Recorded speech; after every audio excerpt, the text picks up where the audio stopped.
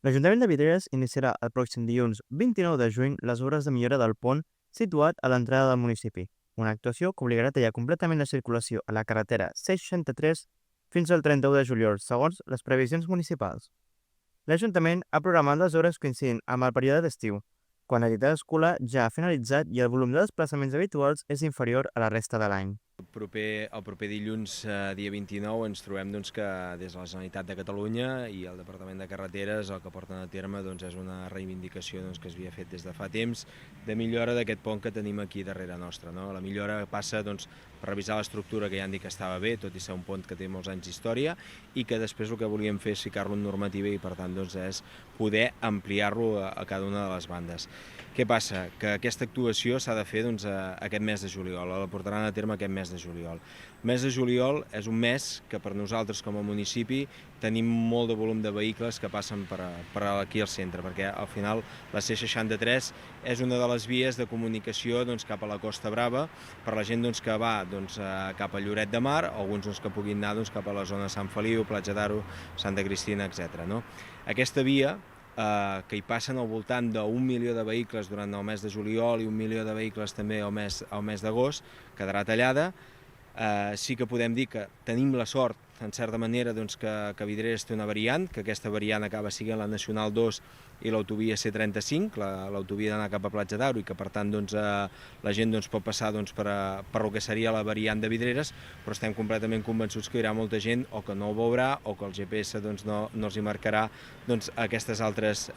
via per poder accedir sobretot cap a la zona de Lloret, perquè el trànsit que nosaltres tenim aquí sobretot és per gent que va cap a aquest segon pol turístic del nostre país de Catalunya, com és Lloret de Mar.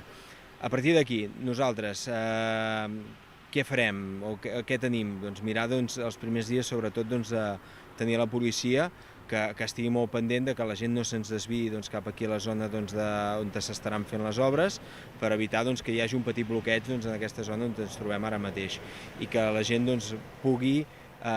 anar veient que han de passar per el que seria aquesta variant que tenim, i si algú acaba entrant per dintre Vidreres, veuran davant de la rodona, davant de l'Ajuntament, la rodona dels sardanistes que diem, que hi ha uns cartells que fiquen Lloret de Mar, Sant Feliu, i hauran de passar el que és el nostre carrer Costa Brava i per la via, una de les altres vies que tenim d'accés a Vidreres. Al final Vidreres té 3 vies d'accés, la principal és aquesta, la segona seria la que ens ve del costat de Sils, Girona, perquè ens entenguem, i la tercera seria la que ens vindria al costat de Can Met, que nosaltres coneixem, autovia, la Gova, Llagostera.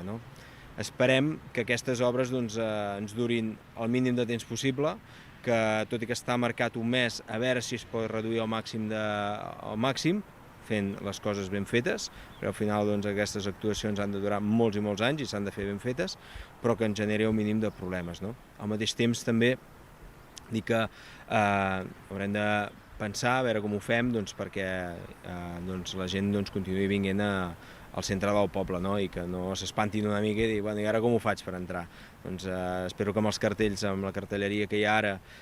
col·locada, sigui suficient perquè la gent pugui passar i continuar vinguent aquí al nostre centre comercial.